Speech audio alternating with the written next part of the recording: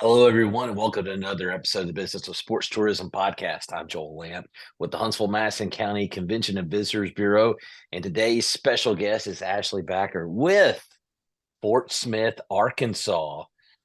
Ashleigh, Yeah, thanks for hi. joining us. Thank you for having me. I'm super excited about this. I've been listening to him, so I'm just pumped that you thought of me. Well, now that we've got the video piece added into the podcast, your background, and if you're listening, I got to set the stage for you. There is a nice curtain drape. Ashleigh's office opens up. It's a two like a suite. It is quite impressive. Very stylish, but it also has a heck of a story that goes behind it. I'm going to turn this over to you to tell everybody about what the excitement that happened in your office a long time ago and Yeah, happens today. it's a different type of excitement now. So yeah, Fort Smith CVB, we are housed in Miss Laura's, which is a former brothel from the 1800s, and what was Fort Smith, Arkansas's red light district, and kind of the brothel row right around the river. We actually, if at any point in time you hear train tracks, we have train tracks right outside. And there's an interesting story of why the train tracks kind of split everything having to do with that. But yeah, we are in a 9-bedroom historic house that used to be a brothel. I was telling Joel earlier, I'm in Jesse's room. Like, who would have thought? So yeah, it's a great story. We're going to be moving our offices, I will say, and there's the train on time. For the business that we do now, we need to elevate and change this and really just make it the attraction itself.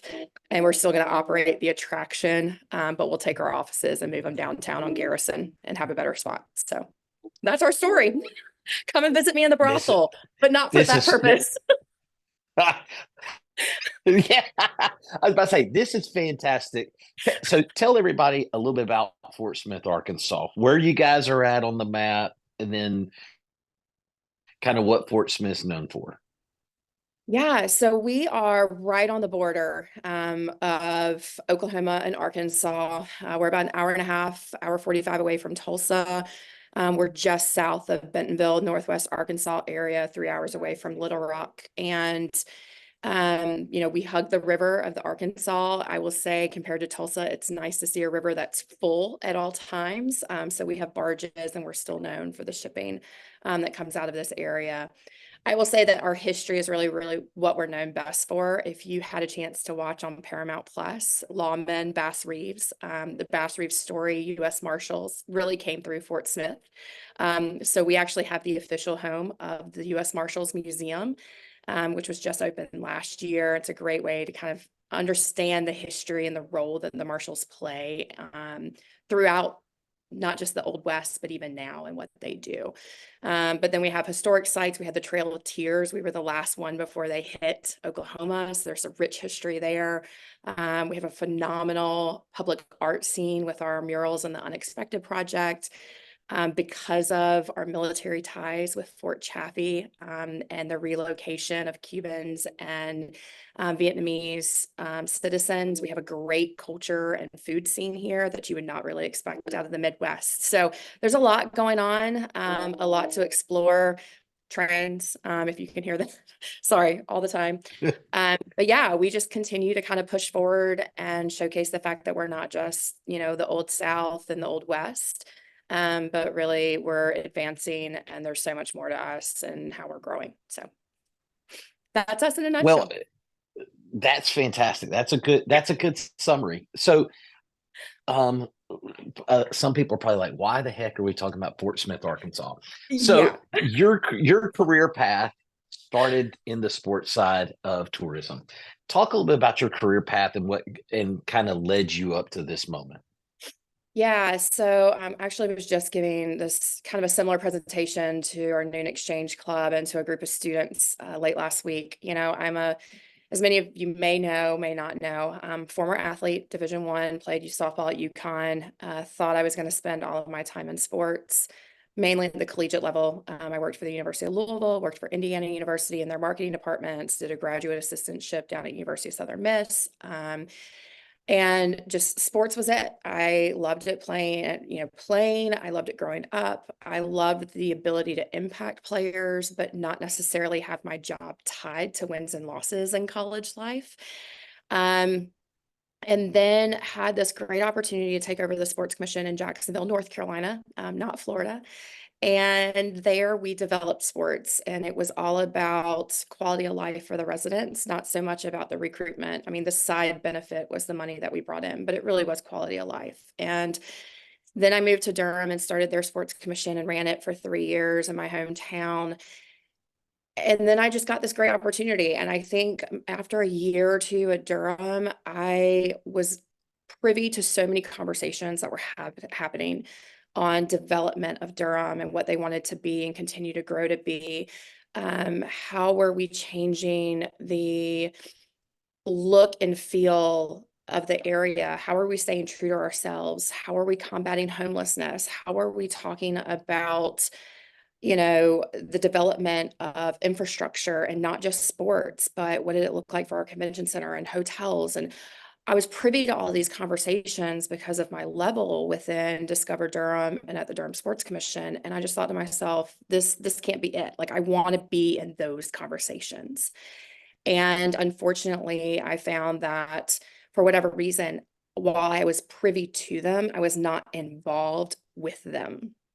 And that's what took me to Tulsa. I got a great opportunity underneath Ray Hoyt to be their VP of sales for both the CVB and the Sports Commission, and obviously moved during a pandemic year. I think it was mid-January 2020, and the world shuts down in March. And, through all of that, my roles changed consistently, but what stayed the same was just my ability to be a part of conversations and influence how the destination was growing and developing. And I loved that piece of it.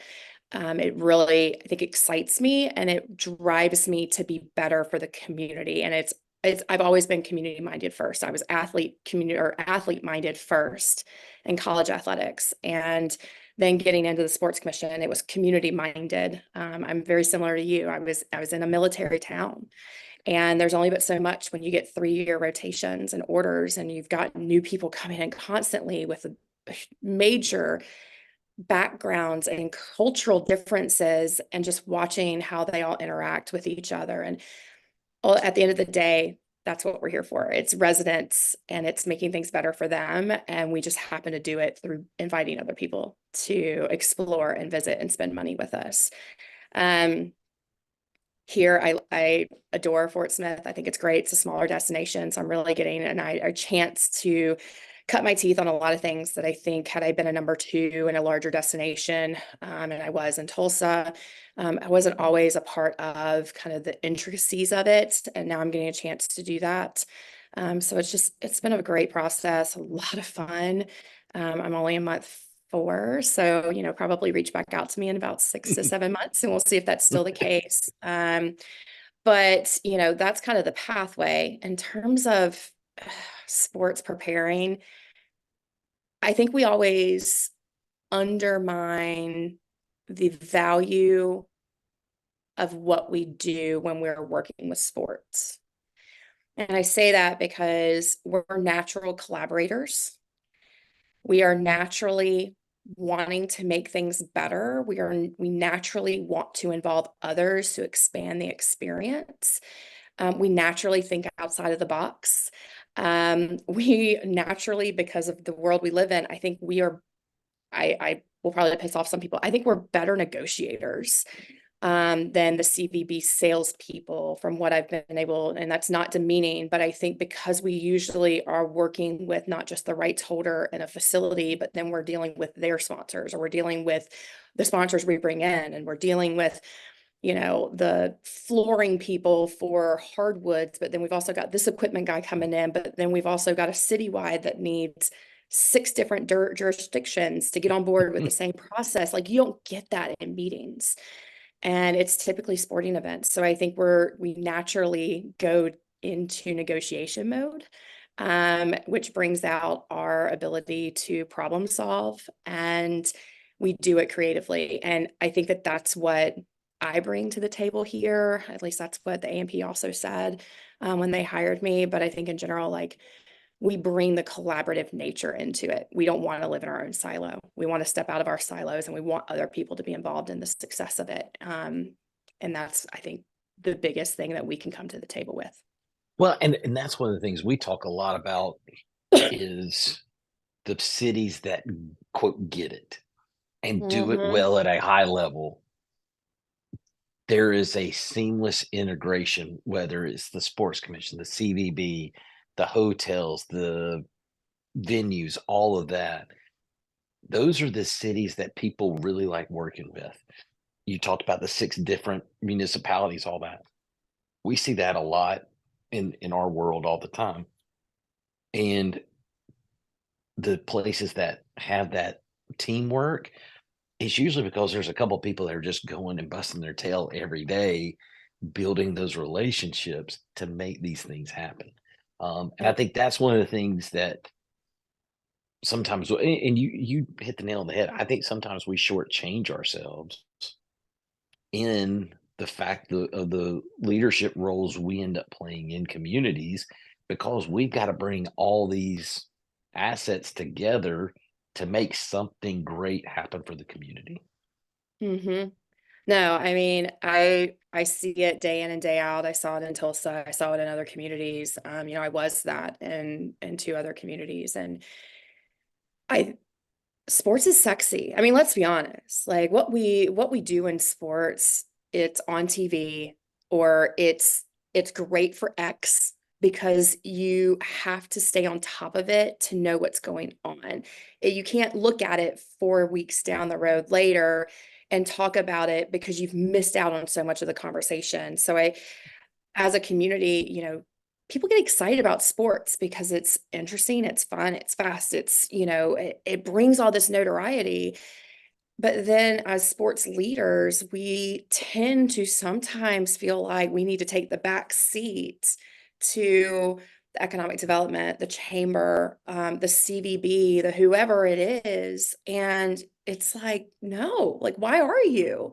Like, own the fact that you're working in this phenomenal space and utilize that opportunity, like take advantage of it, grab the reins, and then use it to catapult yourself into the next spot. Use it to, if you're battling air service, like use that and your ability to attract people that are going to want to fly to be a part of that air planning Yes, conversation. Use it when you're talking about building facilities, building hotels, um, because they're only thinking corporate, some leisure, business and meetings. That's what our hotels are talking. But then I'm talking to our hotels. I'm like, when are you bare? And they're like, on the weekends. I'm like, ding, ding, ding. Like that's sports. And it's shifting that perception. But we're utilizing a couple of our sporting events. And we're like, so this is what we can do. Like, get behind us. Like, here we go. Like, jump on the that's train. that's the thing that, and I think that we talk a lot. A couple of groups I'm involved in, we talk a lot about sports took on a whole new level during the pandemic. Because Yes. what came back first? Wasn't business, wasn't leisure. By golly, it was sports. Because guess what? Mom and dad are not going to shortchange little Bobby or little Susie. Yeah. And that's the thing. Sports is always it's the shiny toy. That's what I always say. Hmm. Everybody want it. It's the bright light that attracts everybody to it. And if you can do sports the right way, man, you can do some really cool things that can advance your community light years from where it was. And then on the flip side of that too, it's filling hotels, it's putting you on TV, um, it's bringing a quality of life component to your city that sometimes you just don't, certain places don't have. And that's the thing, and as you're looking at it now from the big chair, you're sitting there, you're over everything tourism in Fort Smith, Arkansas. How does that sports piece fit into your overall puzzle? It's honestly the low hanging fruit here. We have so many opportunities. We have a big volleyball tournament that occurs, just happened. First half was just this past weekend using our convention center and the Fort Smith Junior Volleyball Club, their four-court facility. And where they're going to go again next weekend. And we have phenomenal high school athletic teams. We have a state championship in football just down the road at Greenwood. Our basketball team here at Northside and Southside, great. We're known for sports in this area. And for me, it's okay, that's awesome, but we don't have great facilities. Like, how does that conversation? And, we're adjusting that, but, we're using it to launch into the facility conversation. Like I said, our hoteliers are begging for business on the weekend. So it's like, okay, why are we not looking at different pieces and parts? Why are we not trying to use the convention center for sports? I would love to be in a situation where Myrtle Beach was. I'll be honest, like that's my goal. I want to be where Myrtle Beach was, where they only had the convention center, they filled it, and then the city realized our convention center, which should be used for meetings and conventions, is really a sports facility. We need to go build a sports facility. And then we need to get back to meetings and conventions. And then that way we get both, we get the best of both worlds. And right now, I mean, our convention center is doing some stuff, but I mean, we need some work. And I think that's a great way to fill. I think it's a great way to communicate. We've got some perception issues. We've always been seen as that fun little thing. You just stay in your little corner, you do that fun little thing that you do with tourism. And I'm consistently preaching hey, what we do is business. Like, it's fun. I totally agree. It's fun. It's fun to fly a plane, I'm sure, but it's also a business. So treat us like a business. We're saving taxpayer dollars. Like, we're generating revenue. We're keeping people employed. And I'm constantly harping on that. But sports is a great way because people recognize when the little kids are running around in their restaurants. We hear more complaints about, man, volleyball's going on because I can't get into a restaurant on time. Okay, well, Is that a bad thing? Yeah, but when we're saving you, $300 to $500 on your taxes each year, are you going to put up with the little kids? And most of the time, residents, the moment I say that, they're like, "Oh yeah, no, we'll put up with the little kids. I'll even tell them to have a good time and what can I do to help you?" And we turn them into ambassadors.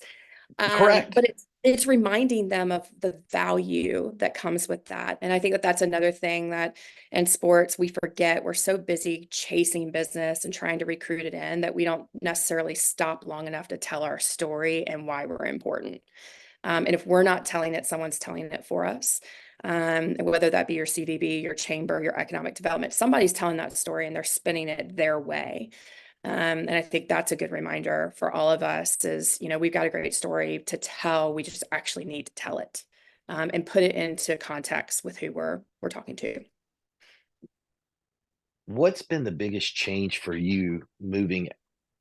And the good thing was you were over all of sales in Tulsa. Now you're moving, you go from there to now you're the big cheese now. Yeah. What's been the biggest change for you in that role? It's leaning in on areas that I didn't necessarily have a lot of experience with. I will encourage anybody who, if they think, whether it be a sports commission or whether it be a DMO, whatever, lean into those areas and find ways to activate in those areas you're not the most comfortable. We had phenomenal, in Durham and in Tulsa, phenomenal marketing teams, phenomenal. Typically marketing teams outweigh sales teams and most DMOs. That's how it was in Durham, not so much in Tulsa, but I actively engaged in marketing discussions because it was someplace that I knew how to market college athletics, but completely different when we were talking about leisure visitors, conventions and meetings and stuff like that. So I really leaned into those conversations and learned as much as I could. So now when I'm over top of a marketing team, I can talk their language and they're not feeling like they have to dumb it down for their boss. I know just enough. This is my joke. I know enough to be scary. I know enough to call bullshit if I can cuss. Oh well, hey, there it is. there it is. There it is. Fantastic. Wait, I think that's our second. That wasn't even a bad one. Come on. Well, no, I think the first one was I dropped a H-bomb on a previous episode. So hey, listen, we're good. No, but and I think that's the thing too is, uh, in sports, we end up touching a lot of different aspects of the CVB world, but we don't think about it because it's just, hey, I got things I got to do. Boom, boom, Mhm. boom. I'm worried about what's on the to-do list Yeah. as opposed to, hey, what's next? How does this fit into the big picture? All that. Yeah. Um, and I Like I think said, that's, no, go ahead. go ahead.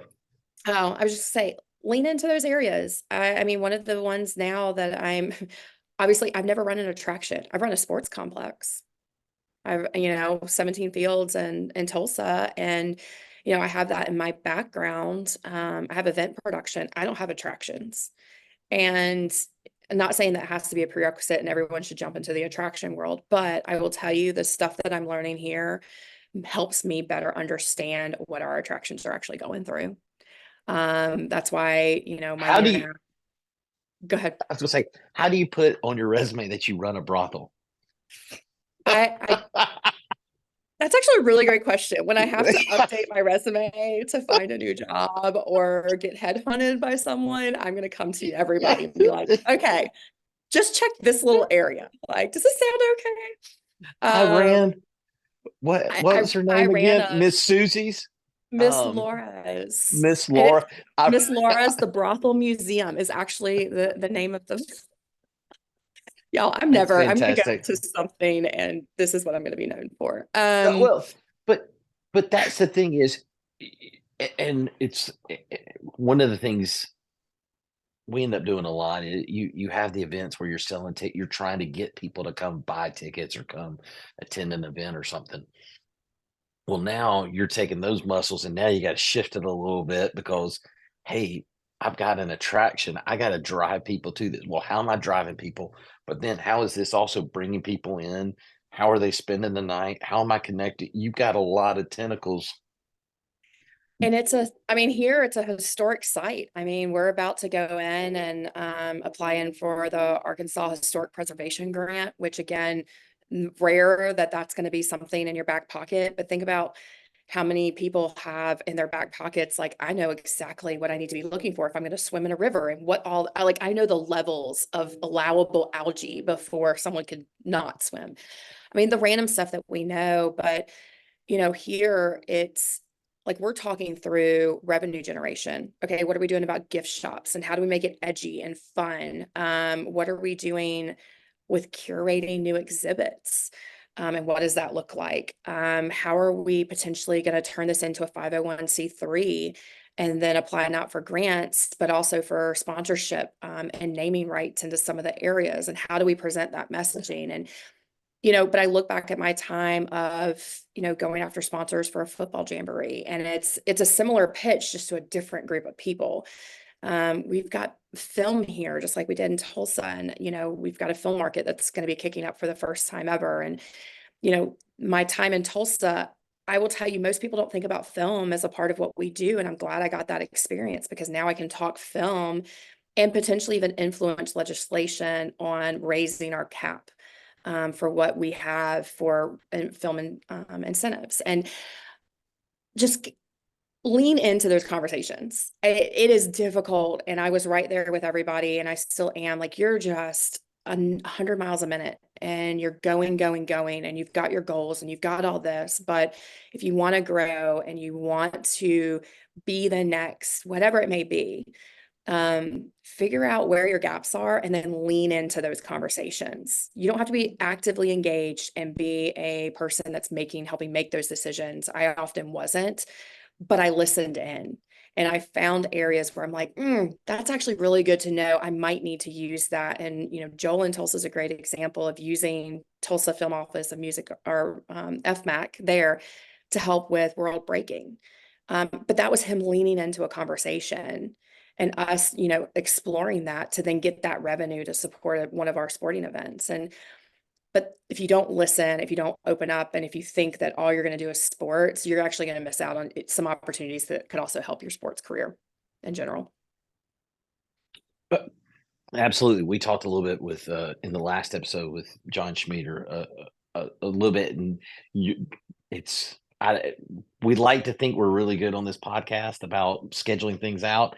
I would like to say that I was that intentional of, oh, hey, John, let's go this way. And then was going to tee it up for the next episode. But as you've moved up and into your role now, because we talked a little about some of the folks who have moved up from sports to the overall DMO. Um, what are some of the what are some of the moments that you lean on now in your role that came out of sports that kind of helped shape your mindset and mentality and leadership style from that as you moved into this? Yeah, we've got a small group here. There's only 5 of us on staff. So I think dealing with people is your number one role as a leader. While there are things that I'm working on and moving forward and strategy and stuff like that, the people are my number ones. And, I look back on times where it was just 2 of us, and how did we divvy that up and how did we communicate, to when it was, 17 of us, and how those communication structures. So I really look back on really Tulsa during COVID, of, hey, we were going through major changes. We were going through obviously a pandemic and things like that. How do we communicate with each other and how do we break down barriers? Same thing for when I was in the interim. How did we overcome losing a leader, sitting in an interim and then preparing for a new leader, and how do we get staff comfortable? I think especially coming in brand new, like that was my number one priority focus and really what I leaned on.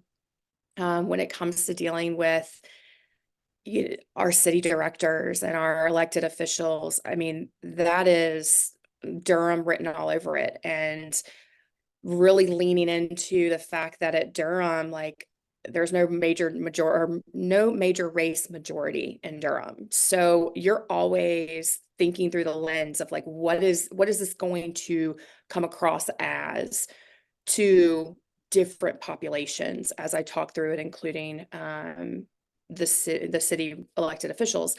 So, now that I'm working a little bit more closely with our city electeds, I think through like, how is what I'm saying going to impact their constituents so that I can get them on board with what we're trying to do. But I look back at Durham as that time where I had to think in that mindset, even at the sports level. Um, Marketing, we don't have a big budget here. So really taking the time and delving into what are we trying to achieve and how do we stay mission focused at all times? Because butterflies are coming at you nonstop. There will always be Yeah. something that can pull you off course, and they're going to drift in, get somebody's attention, and then they're going to drift away, and then they're going to come back. And so really, how do we make sure that every dollar we spend has a return that means something and it's related back to what we're trying to, accomplish? And that goes back to playing days. That goes back to being an athlete where it was like, hey, if I'm going to spend 20 to 30 hours working on my craft, I better make sure that I'm getting as much out of it as possible and making sure that everything's benchmarked. I mean, that really starts from playing days, but that all the way through. I mean, we're benchmarking for sponsors all the time. Are we delivering on what we told you we would deliver on? And now it's even more crucial as we're dealing with, just over $1 million. Are we benchmarking and are we delivering what we said we were going to deliver? Goal setting for a whole entire team, way different than kind of what I ever imagined. Again, you got to be just enough. You have to be just aware enough to be able to say like, yes, that's a good goal for marketing. Yes, Mhm. that's a good goal for operations. I know the sales team out, like the back of my hand, but the rest of it. And how do we move that into action and provide the right resources? And my boss in Durham, Yvonne Coleman, phenomenal lady. She's since retired out of there, but she used to say all the time that a leader's job is to remove the BS so her team can be brilliant. And that has stuck with me since the moment she said it to me. Because if I'm not removing the BS, if I'm not removing the challenges and the obstacles, then I'm not good for the team. And then that becomes the communication. Okay, what are your obstacles? What is the BS that I need to get out of your way so you can go be brilliant? And again, I learned that in sports, but I also learned it on the CVB world, and it just kind of continues to stay there and stay top of mind of, as a leader, your job is to remove the BS so your team can be brilliant. That's a really good line. That's a good one. I'm saving She's that one. smart. I Yeah, love that's a Yvonne. good one. She's incredible. That's a good one. I like that one a lot. Um, eh, and you've mentioned to several people. Who's the one person who you feel like has had the most impact on you from your leadership style that that's kind of helped kind of shape your mindset? That's a tough one. You always have people that come in at the right points in time. Um, I had, oh God, when I started in Jacksonville and um, really just getting into the game, didn't know what a sports commission was, just came out of sports, moved into a military community and didn't know what I wanted to do, just wanted to be in sports. And this opportunity opens up. Glenn Hargett, who's now retired, at the very beginning, I will tell you, he was a pain in my butt, probably for the first 6 or 7 months. I didn't realize what he was teaching me. But by the book on nonprofits and would hold me accountable and set my feet to the fire. I mean, just nitpick, and it irritated me to no end, but he demanded perfection and he started the sports commission. So it was like his legacy kept going on through executive directors, and I see it now so much more, but he instilled so much of the nonprofit side of what I know and what I do. How I keep records, how I take minutes, how I report, like came out of him. And he worked in government, so of course they've got their own level, but he was over the top. He was great. Um, I had great board chairs along the way. Steve Goodson came through and just mentored me through most of my career in a great way. But as a female in sports, I also had some issues with employees along the way. Like that could be a great podcast on how do you deal with employees. But, I had issues with employees, female employees, making pretty aggressive remarks about, my interactions with males in the community. Um, and I had a female, Carol McIntyre at the time, who perfect timing. She was my board chair and she saw through all of it, didn't play into it, shut it down, and just let me continue to move on. But I look at that moment and I'm like, okay, how often are females trying to tear down females in positions of leadership? And how can I not be like that? I don't want that to ever be something that someone says about me. Um, John Schmieder. I mean, the man Oh, stepped in. yeah, I'm sorry. John's already been named once in this podcast. He's not paying for it. I I know, can't. I yeah, can't. he's not sponsoring this. But he was the man that really helped us figure out a strategic plan. He helped show me that no destination has to be the same as the other one, and we can all be different, but still survive and thrive in this ecosystem. He helped me get the job in Durham, which was incredible.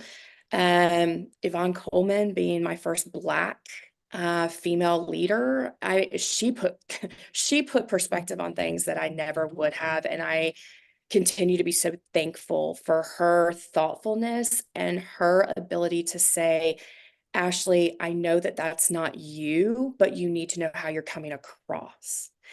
And so often, and in other situations, people thought that the way I was coming across, that's who I was deep inside. And she really helped me understand, take a second to ask the questions to better understand where that person's coming from, because often the two are not matching.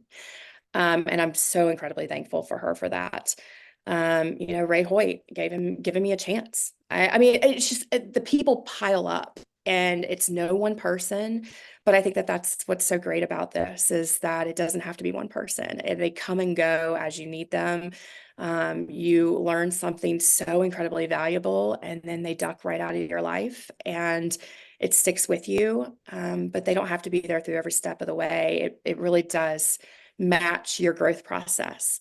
And I'll say here right now, the team has probably been one of the biggest one. I mean, they're pushing me in ways that I didn't understand and didn't know. But now I look back and I'm like, hey, helping a team move past some trauma that they've been going through and help them grow and develop has shaped me, I think, in a new way. And I can't say how incredibly thankful I am for them. That's awesome. That is awesome. Well, I think we have knocked everything out of the park today. This has gone a lot faster Well, than I that's thought fun. it would. Oh, This has been fantastic. I- is there anything else you feel like you want to cover? I don't think so. I'll leave on this. Um,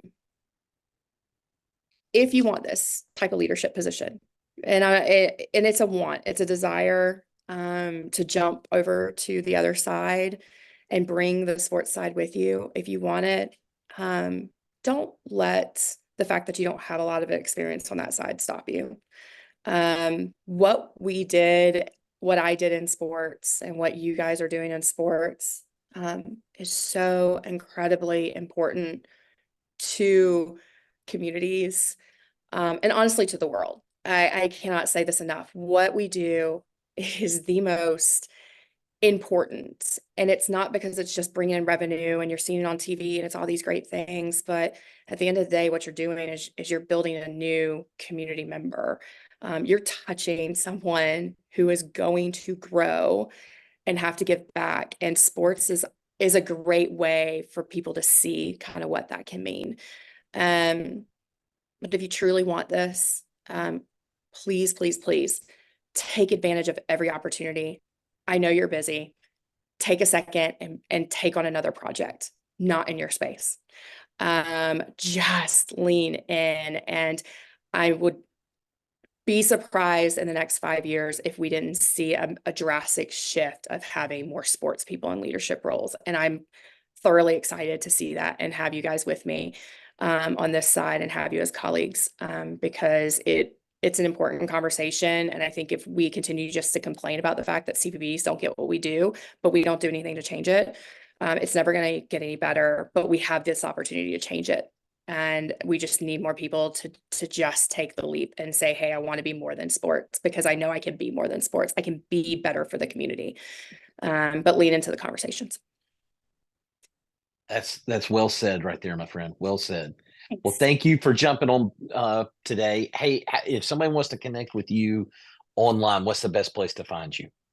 Yeah, either go to LinkedIn, Ashleigh Bachert, or you can shoot me a email. It's Ashleigh, ASHLEIGH at fortsmith.org. So Oh, would that's welcome an easy conversations. Yeah, that's super. an easy email. That's Yeah, except for fantastic. the name spelling. Oh, hey, Pat, I'd like to buy an E. Six Yes, E's. I'm losing money. I lose money if I get your name in Wheel of Fortune. So, yes. I well, love you. You're the best. Thank thank you. you, thank you, appreciate it. Well, hey, thank you for taking the time out to join us today. This year's with these smaller episodes, we're trying to do more with the leadership piece, and this was a natural fit for our first sports person who has broken the cage and flown the coop to Man. sort of new heights. So, appreciate you jumping on board with us today. Yeah, absolutely. Thanks for having me. That's Ashleigh Bachert with Fort Smith, Arkansas, and I'm Joel Lamp with the Huntsville-Masson County Convention Visitors Bureau. And thanks for joining us today. We'll talk again soon shortly. You're listening to the Business of Sports Tourism podcast.